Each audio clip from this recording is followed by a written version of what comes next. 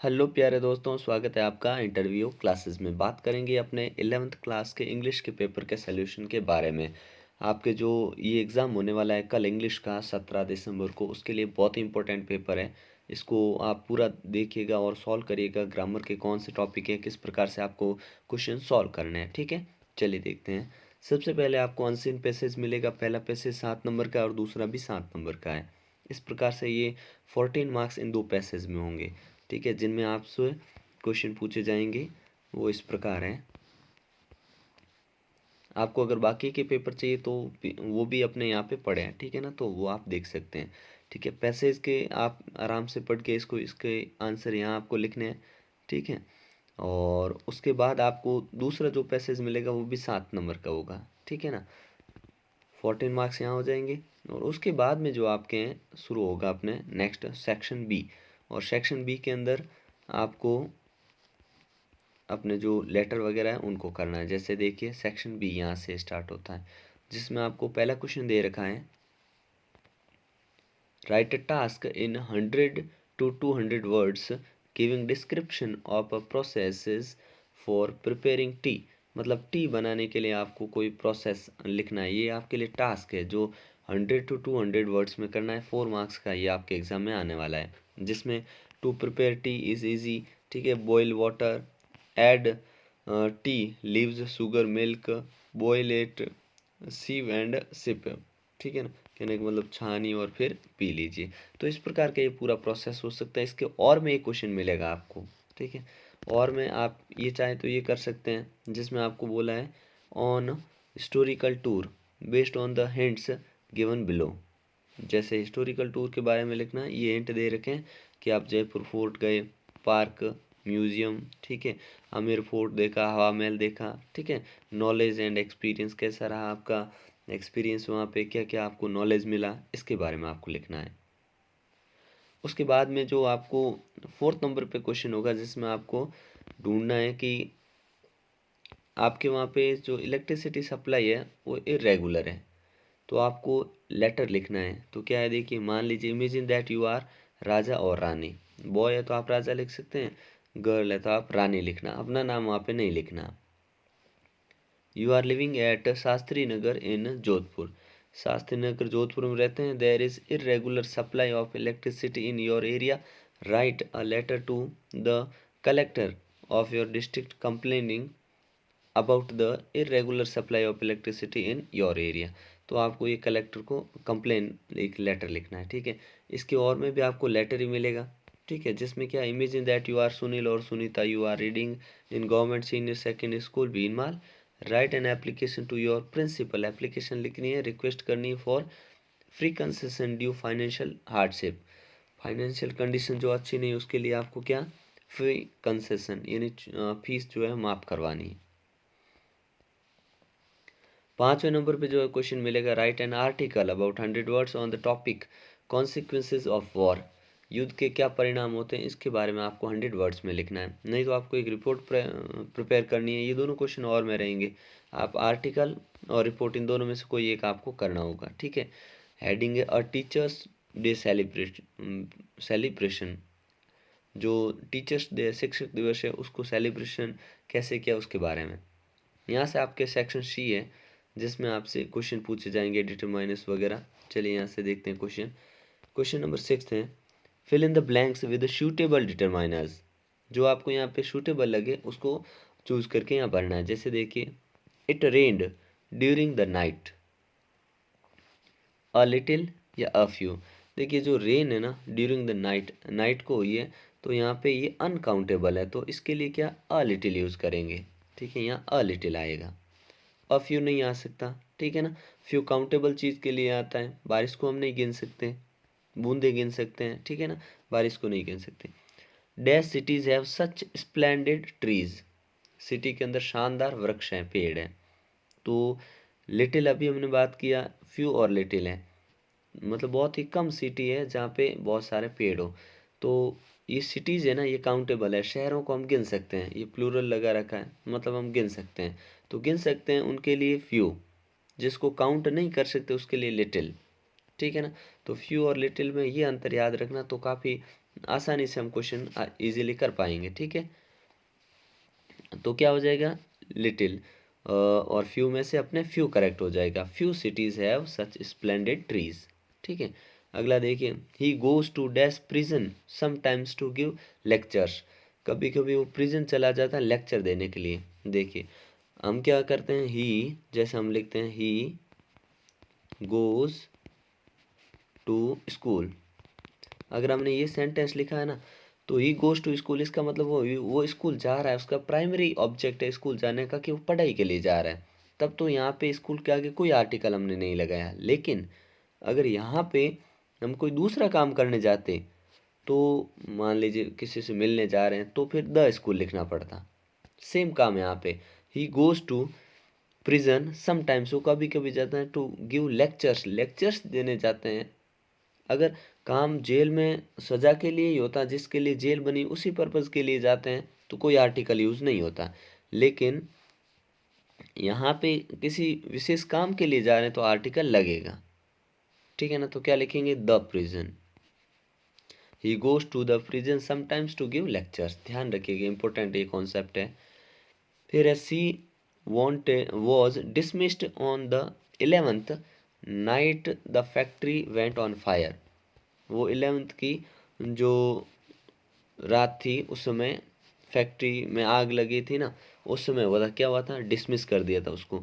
तो दिस और दैट, अब सोचिए पास्ट में दे रखा है तो दिस यूज़ हो नहीं सकता, दैट यूज़ करेंगे। ठीक है ना, दैट इन उस रात, दिस इन यह हो जाता। ठीक है ना, दैट इन उस रात, तो क्या लिखेंगे, she was dismissed on the 11th that night, 11th की उस रात को उसे डिसमिस कर दिया, वेंट ऑन फायर, जब factory went on fire, factory में आग लग गई थी।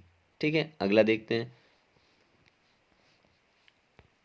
Dash whale is in danger of becoming extinct. जो मछलियां हैं वो खतरे में, यहाँ पे व्हेल लिखा है, तो व्हेल किसी एक मछली के बारे में बात नहीं कर रहे हैं, जितनी भी व्हेल है ना उनकी बात कर रहे हैं। तो यहाँ पे द आर्टिकल यूज होगा। क्या आर्टिकल यूज होगा, द, क्योंकि ये पूरी इसकी क्लास फैमिली को दिखा रहा है, कोई स्पेसिफिक व्हेल नहीं है। ठीक है ना, he gave us dash good breakfast, तो he gave us good breakfast, यहाँ पे कोई प्रीपोजिशन की ज़रूरत नहीं है। ठीक है ना, हो जाएगा। Fill in the blanks with suitable modals, अब आपको मॉडल्स करने हैं। ठीक है ना, I go for swim this afternoon mother, माँ से इनफॉर्मल रिक्वेस्ट की जा रही है, तो कैन। इनफॉर्मल रिक्वेस्ट के लिए कैन, नहीं तो यूज़ कर लेते हैं हम मे। ठीक है ना, एम ए वाई मे, यहाँ पे कैन लगा देंगे। अगला देखिए, your father dash B nearly 80 now, आपके पिताजी अब लगभग 80 के हो गए। यहाँ पे क्या दिखा रहा है कि नियरली स्ट्रॉन्ग प्रोबेबिलिटी है। जब भी स्ट्रॉन्ग प्रोबेबिलिटी हो तब हमें कौन सा अपने मॉडल यूज़ करना चाहिए, आप अच्छे से जानते हैं, मस्ट यूज़ करेंगे। ठीक है ना, क्या लिख देंगे, your father must be nearly 80 now. ठीक है, स्ट्रॉन्ग प्रोबेबिलिटी। ठीक है, अगला है, he dash to be ashamed of his ignorance, उसे अपनी इस बात पे अशेम्ड, शर्मिंदा होना चाहिए। मोरल ऑब्लिगेशन, जब भी मोरल ऑब्लिगेशन होता है ना वहाँ पे हमको यूज़ करना है शुड। ठीक है ना, शुड यूज़ करेंगे। अगला देखिए, you dash not laugh at his mistake, तुम्हें उसके मिस्टेक पे हंसना नहीं चाहिए, तो यू एडवाइस दी है, you can not, you can not laugh at his mistake. ठीक है, नेक्स्ट है, you dash have the money will next week, धमकी दी जा रही है, धमकी देते हैं तब यूज़ करते हैं shall, you shall have the money back next week, अगले हफ्ते तक तुम्हें पैसे वापस देने होंगे, धमकी है, थ्रेट है। अगला देखिए, children go to school so that, जब भी आपको सो दैट यानी पर्पस दिखाया जाए, उद्देश्य दिखाया जाए, तो वहाँ पे यूज़ करना आपको मे, एम ए वाई मे। ठीक है ना, children go to school so that they may learn things, ताकि वो कुछ चीज़ें सीख सके। ठीक है, अगला देखते हैं, फिल इन द ब्लैंक्स में आपको यहाँ पे यूज़ करना है करेक्ट वर्ब। ठीक है, I dash a coat as it isn't cold. ठीक है ना, तो यहाँ पे लिख देंगे, आई वोर अ कोट, सेकंड फॉर्म, ठीक है। Wore a coat as it isn't cold, ठंड नहीं थी तो मैंने कोट, ठंड नहीं होती तो कोट पहनने की ऐसी कोई खास ज़रूरत नहीं होती है। Sam always away at weekends, Sam है जो हमेशा वीकेंड्स पे अवे चला जाता है, हमेशा, ऑलवेज तो गोज, ठीक है। She dashed taste, she dash taste the pudding to see if it was sweet enough, sweet enough यहाँ पे अपने पास्ट आया है इफ के बाद, तो यहाँ पे हम क्या यूज करेंगे, सी टेस्ट्स, ठीक है। नेक्स्ट देखिए, my grandmother once Victoria, सी का सौ कर देंगे, SAW सौ, ठीक है। एक बार देखा था दादी ने, once upon a time simple past है। This is the only book he dash, ये एकमात्र बुक है जो उसने लिखी, तो ही हैज रिटन।